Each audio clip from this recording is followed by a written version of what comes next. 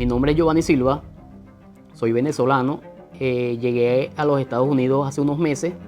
con mi hijo de 15 años.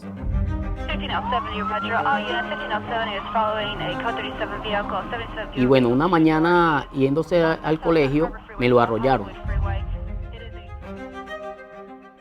La persona que arrolló a mi hijo no se hizo cargo del caso. Y en ese momento tuve que dirigirme al abogado Jared Springer. Hi, this is Jared speaking. Él me atendió muy amablemente. Él me explicó el caso, que a pesar de que yo no tenía un estatus migratorio, yo igual tenía derechos como una persona residente. Gracias a Dios y al doctor Jared Springer, el caso fue muy favorable, por lo cual me siento muy agradecido.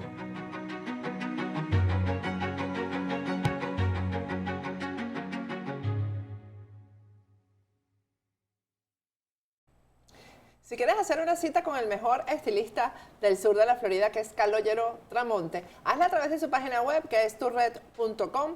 Aunque yo siempre recomiendo mejor la aplicación. La aplicación también es Tourette, tal cual como se escribe ahí. Porque por la aplicación le puedes hacer seguimiento a todos los tratamientos que te hagas con Calogero. Mañana me toca a mí, tengo la cita al mediodía y ahí voy a estar puntual. Haz la cita con anticipación y una vez que la tengas, trata de ser puntual.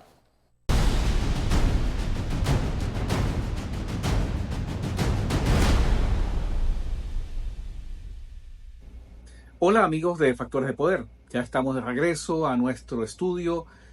a nuestras labores, una vez que participamos en el día de ayer en el magnífico operativo que organizó Patricia Poleo con todo el equipo del canal de Factores de Poder, lo cual fue una experiencia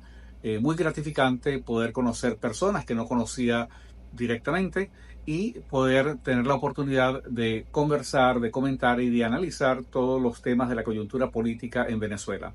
Hoy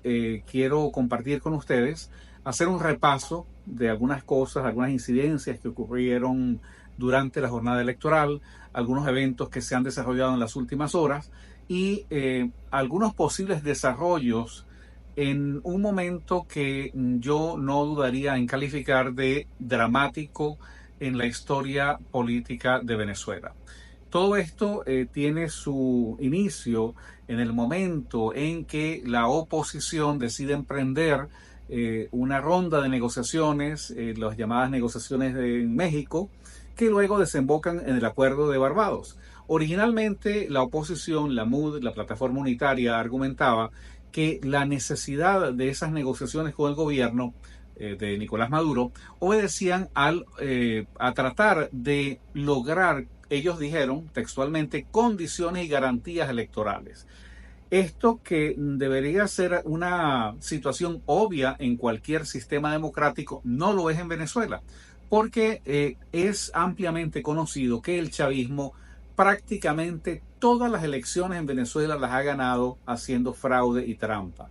Lamentablemente, a lo largo de estos años, en el Consejo Nacional Electoral han participado algunas personas en representación de la oposición que han venido avalando estos procesos.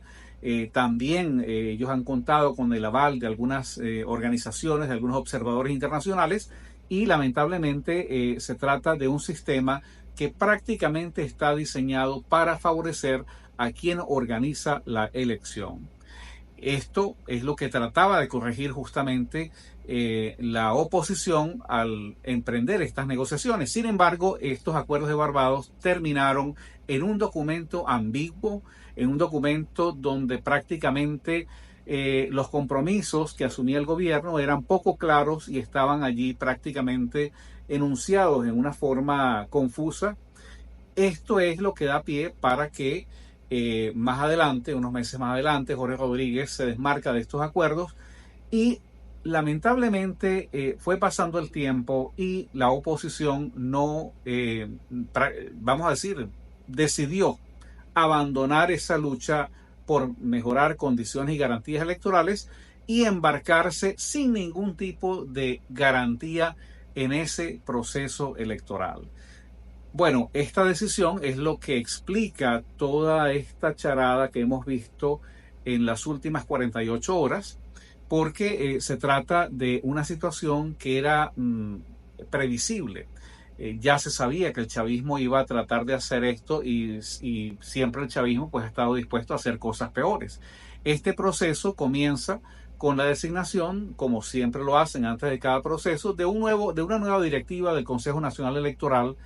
con 3 directores, una mayoría que les garantiza pues tomar las decisiones más convenientes, 3 directores controlados por el chavismo, 2 directores asignados a la oposición, uno a Ramos Alup, que es Juan Carlos del Pino, el otro asignado a Manuel Rosales, y es la rectora Aimé Nogal. De allí en adelante comienza todo un proceso para orquestar ese fraude masivo que se vio el día de ayer, domingo 28 de julio. Este proceso ha estado desde el principio plagado de graves irregularidades. Irregularidades tales como la manipulación del registro electoral, irregularidades tales como impedir el voto de prácticamente 9 millones de venezolanos, 4 millones de venezolanos en el exterior, 6 millones de venezolanos que no pudieron inscribirse como nuevos electores en el registro electoral. Además, ya ustedes conocen estos episodios que terminaron en la inhabilitación de María Corina Machado, luego la inhabilitación de Corina Lloris. Prácticamente la candidatura de Edmundo González, aunque hoy cuenta con un amplio respaldo popular y es el símbolo de esa lucha por una reivindicación de tipo electoral,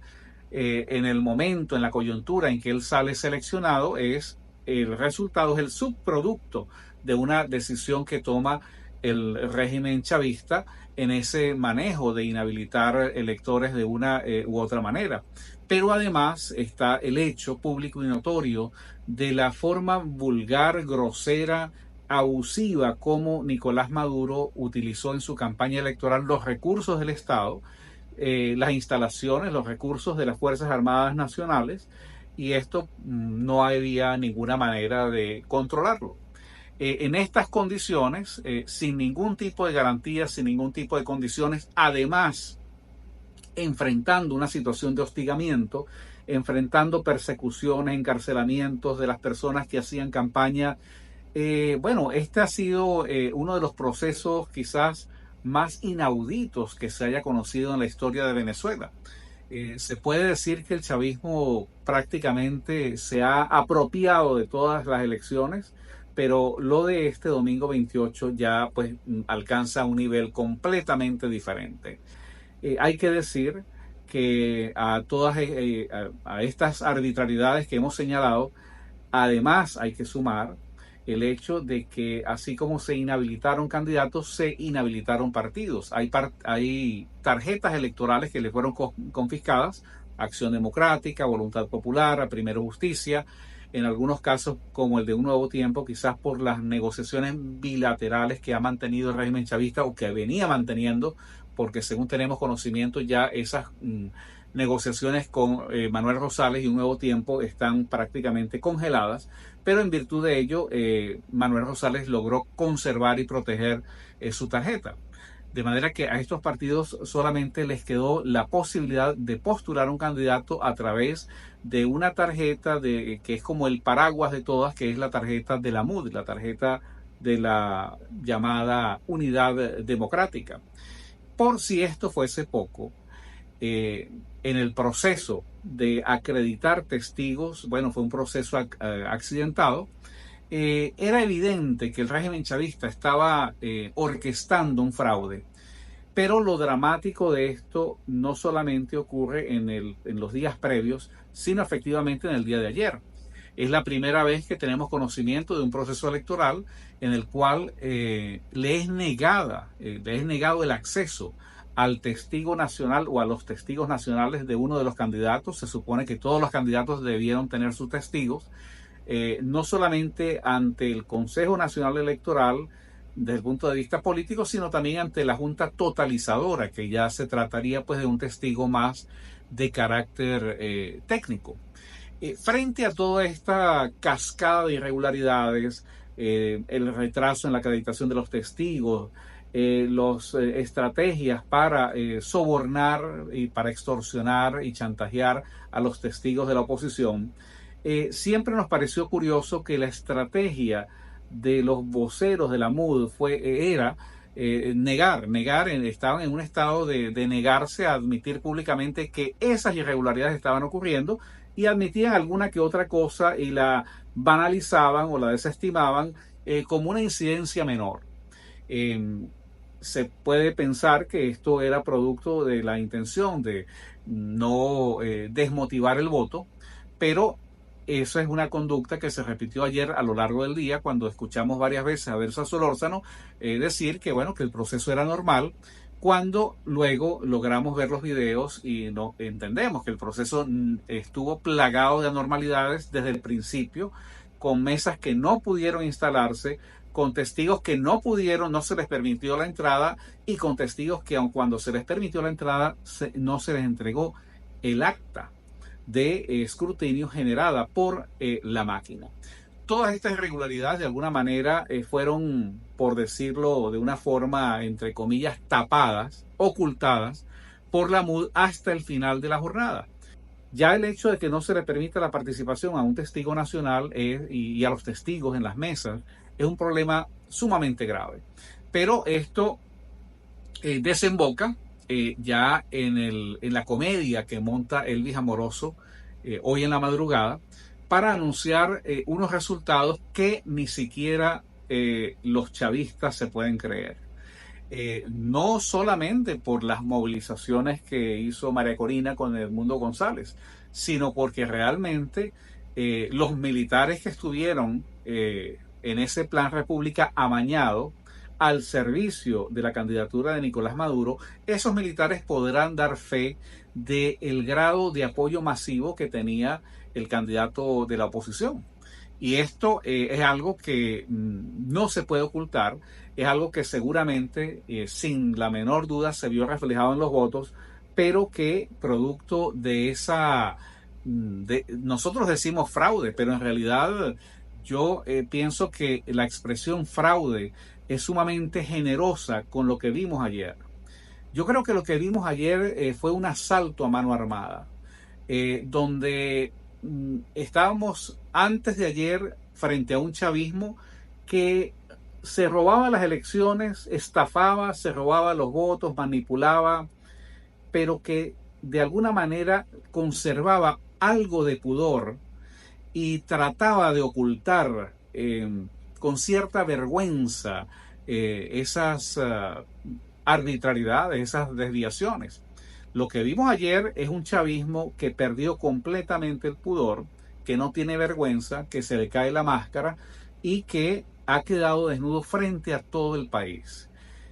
Que el chavismo haya quedado desnudo ayer frente a todo el país, pues no es ninguna sorpresa, porque estamos hablando de una Venezuela que desde hace mucho tiempo dejó de ser chavista. Estamos hablando de una Venezuela que desprecia no solamente al chavismo y a su presidente, el chavismo como régimen político, a su presidente como la cabeza de ese clan que destruye a Venezuela, sino que lamentablemente la gente ha terminado despreciando a los militares uniformados, a quienes prácticamente nadie se les quiere acercar cuando están en la calle, cuando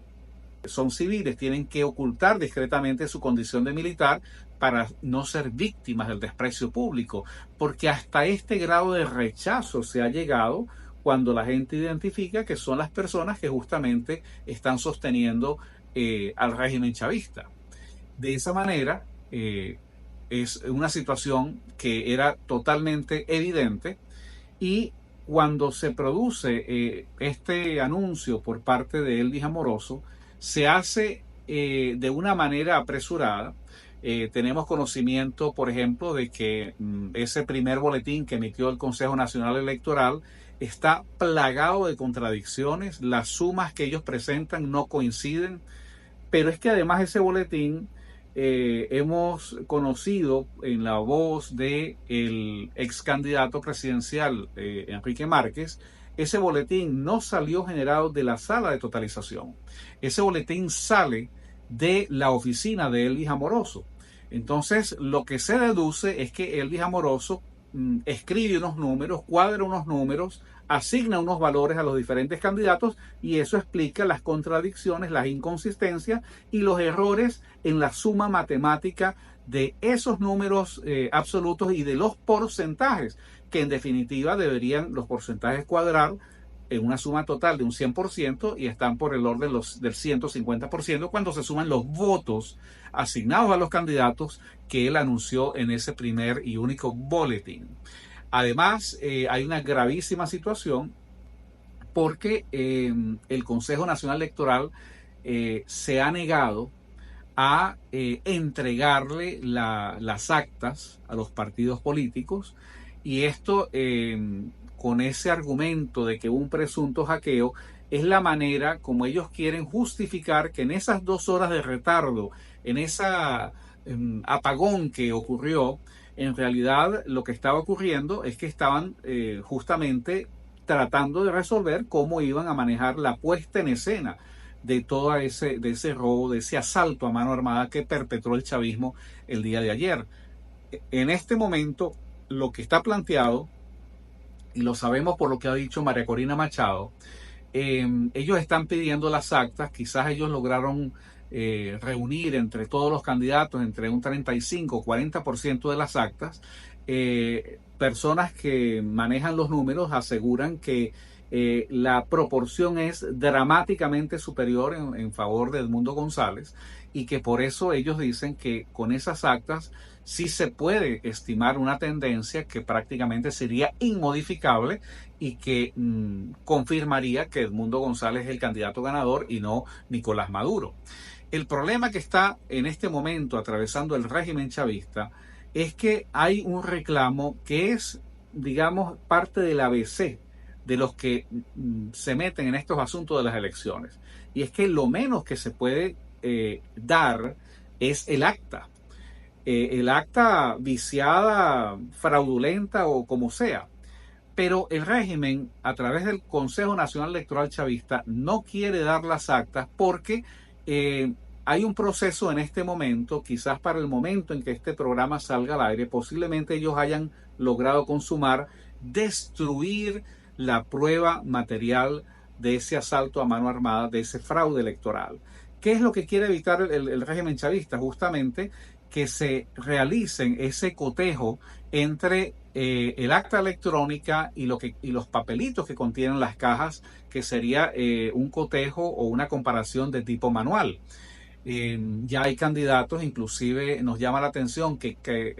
el único candidato que sabemos, tenemos conocimiento que ha aceptado esos resultados fraudulentos es Benjamín Rauseo, el conde del Guácharo, pero inclusive hemos tenido conocimiento de que algunos de los candidatos favorecidos por el régimen chavista, alentados por el régimen chavista, no han querido reconocer estos resultados. Me refiero, por ejemplo, a Javier Bertucci, y nos informaban hace unos minutos que posiblemente Claudio Fermín, definitivamente, por ejemplo, una persona como Enrique Márquez, que fue rector de ese Consejo Nacional Electoral, que no acepte los resultados, pues bueno, le está creando un ruido muy importante. Y esto nunca hemos querido exagerar la importancia o la pertinencia, las expectativas sería la palabra correcta, de los mecanismos de apelación dentro del régimen chavista. ¿Por qué no queremos exagerar esta expectativa? Bueno, porque lamentablemente si hacemos una valoración en este preciso momento, la lucha que tienen planteado los ex candidatos es tratar de que se les entregue la data, que se les entreguen las actas, y una vez con las actas en mano ellos podrían iniciar un proceso de impugnación. Pero como lo dice el propio Enrique Márquez, sin las actas es prácticamente imposible impugnar. Pero el problema que tiene que resolver ese Consejo Nacional Electoral es que ellos están anunciando un resultado que no tiene ningún soporte en ningún tipo de acta.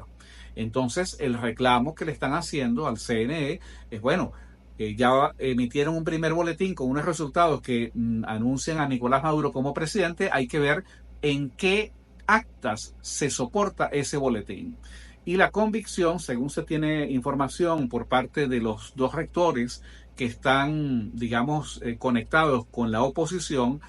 Juan Carlos del Pino y Aimé Nogal, es que no existe ningún soporte para ese boletín que leyó Eldis Amoroso. No hay, las actas no las quieren entregar. Hoy se saltaron esas auditorías que han debido ocurrir y tenemos información que en este momento están en el proceso de destruir la prueba material que podría evidenciar las inconsistencias y de manera consecuente que efectivamente no solamente hubo un fraude, sino que hubo un candidato ganador que no fue precisamente Nicolás Maduro. ¿Qué podemos decir de todo esto? Estas son las consecuencias de someterse a las reglas de juego del Estado chavista. Ayer lo discutimos ampliamente en la jornada que hicimos con Patricia Poleo y otros amigos comentaristas, que es una situación sumamente plagada, llena de incertidumbre, cuando, por ejemplo, si hipotéticamente estos candidatos logran el 100% de las actas o la gran mayoría de ellas, ellos tendrían que resolver entonces ante qué organismo van a presentar su apelación. Lo harán ante el CNE, que lo controla el chavismo, con esos 3 votos, esos 3 rectores que son incondicionales de ellos, o acaso van a ir al Tribunal Supremo de Justicia, que también pues lo controla el chavismo. De manera que acá podemos anticipar que esto entra en una situación desde el punto de vista de la legalidad del régimen chavista. Esto entra en un terreno que parece que no va a tener ninguna resolución, porque así como el régimen se ha negado a entregar las actas, pues es justamente la antesala de negarse a que se hagan las auditorías y negarse, por supuesto, a quedar en evidencia, porque esas auditorías permitirían demostrar esa inconsistencia. Lo que se le plantea ahora a quienes decidieron aceptar las reglas de juego leoninas, tramposas y fraudulentas del régimen chavista es cómo plantearle una pelea al chavismo dentro de su legalidad o tratar de salirse un poco de ese marco legal en el contexto de las tremendas y las graves e intensas protestas que están ocurriendo a partir de hoy en todo el país. No sabemos si estos son, por ahora hemos visto que son situaciones espontáneas, pero es mucha gente, por ejemplo, en ciudades importantes, en Caracas, por ejemplo, en varias ciudades del interior del país, hay gente, bueno, la gente está indignada, hay rabia, hay indignación, y eso se entiende perfectamente, pero eso también contrasta con la ausencia de un planteamiento que conecte esa energía y esa indignación desde el punto de vista político, que lo articule en función de expresar algún tipo de presión que logre cambiar la correlación de fuerzas y que efectivamente el régimen chavista se vea en una situación que pueda ceder. Particularmente yo creo que la aspiración que se podría tener es que producto de lo que sería el reclamo mínimo que se le puede hacer inclusive al propio tirano y al propio régimen es que respete su propia legalidad. Y este no es un reclamo que ellos tienen que hacerlo para satisfacer la petición de las personas pues que el régimen somete, sino que hay grupos y hay subgrupos y hay diferentes digamos bloques de poder dentro del régimen chavista que posiblemente podrían estar interesados en no absorber todo el costo y el daño que significa en términos de perder absolutamente la credibilidad que ellos podían mantener ante ellos mismos, porque no estamos hablando de una reputación o de una credibilidad que habría que cuidar ni ante la comunidad internacional, que los conoce muy bien, ni ante el pueblo de Venezuela, que sabe lo que el chavismo está dispuesto a hacer para atornillarse en el poder. Si nosotros tuviésemos que hacer una síntesis de lo que está pasando en este momento en la coyuntura, hay una gran presión de la gente en la calle y es una presión que parece que no está siendo controlada o liderizada por la gente de la oposición, lo cual pues puede generar pues en una situación caótica que se le escape de las manos no solamente a la oposición, sino perfectamente se le podría escapar de las manos al gobierno. Pero de lo que sí no tenemos duda, y por eso eso explica que el régimen de manera diligente se haya saltado el día de hoy todas las auditorías y que estén destruyendo los papelitos justamente porque ellos saben que si ellos ceden ante la presión que hay, y eso toma fuerza porque algunos factores institucionales dentro del régimen chavista pudieran sumarse a la tesis de ceder, es una situación muy difícil para ellos, porque ceder significaría entregar las actas, que es cumplir con lo menos que se puede hacer en un evento electoral. ¿Por qué podrían considerar ellos hacer eso? Bueno, porque hay una presión inclusive de gobiernos que han sido tradicionalmente aliados, por supuesto, no me refiero ni a Rusia ni a China, que ya le dieron un cheque en blanco al chavismo, pero hay otros gobiernos que han venido siendo tradicionales aliados del chavismo, que consideran que es de un alto costo político asociar su imagen a todo este desprestigio y a todo este acto de asalto, digamos, a mano armada de un proceso electoral. En definitiva, si producto de esta situación que se comienza a vivir esta semana, el chavismo se estuviese forzado a cumplir con lo menos que habría que cumplir en una elección, que es entregar las actas, inclusive estamos hablando de que entregue las actas ya manipuladas, porque no vamos a ser ingenuos de pensar que ellos van a entregar unas actas cuya suma desfavorece a su candidato. Pero solamente el hecho de entregar las actas, y que eso abra la posibilidad de cotejarlas con las actas que tienen los testigos que lograron recuperar esas actas y probar la inconsistencia, pues no tenemos la menor duda que podría producir las condiciones para prácticamente provocar, si no la caída, la implosión del régimen chavista, en un proceso que nos parece que podría ser no solamente imprevisible, sino inaudito, pero que podría desarrollarse en cuestión de días, de semanas y quizás no más de un par de meses.